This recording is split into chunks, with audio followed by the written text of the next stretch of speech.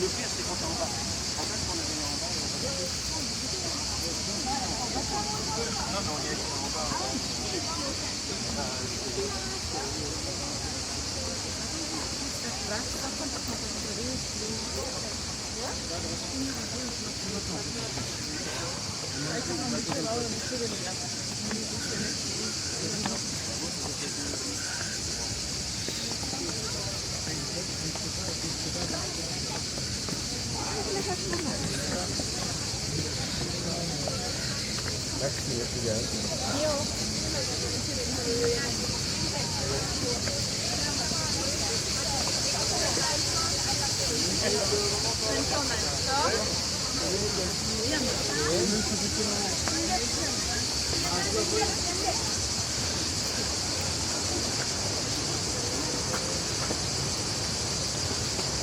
Numéro 10.